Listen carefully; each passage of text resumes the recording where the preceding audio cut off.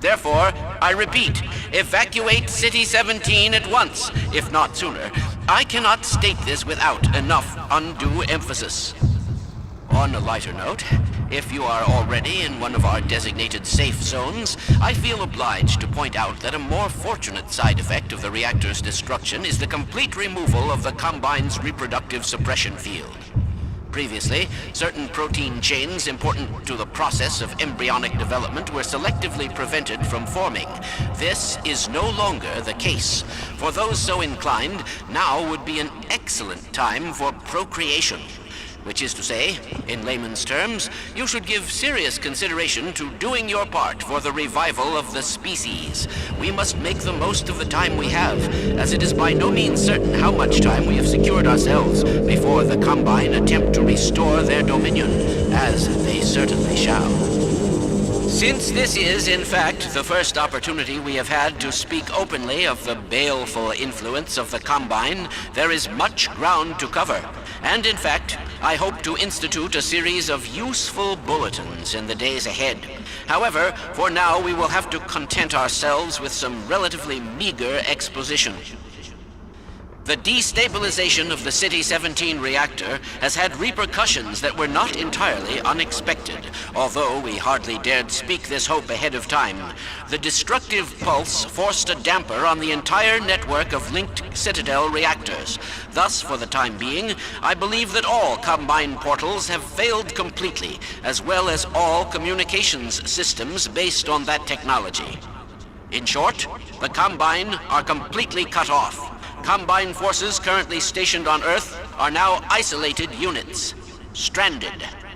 However, this is most likely a temporary state of affairs. As we once learned to our dismay, even the relatively tiny fracture at Black Mesa gave our enemies an opening which they were able to force ever wider as they poured through in greater and greater numbers.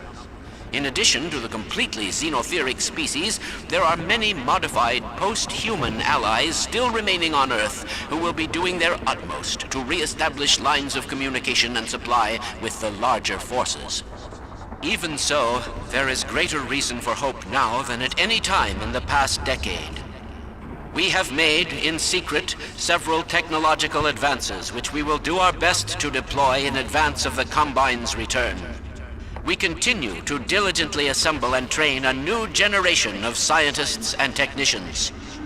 For what the Combine fear the most is not any tangible human weapon, but our will, our intellect, our ability to respond selectively and rationally to every terror they turn against us.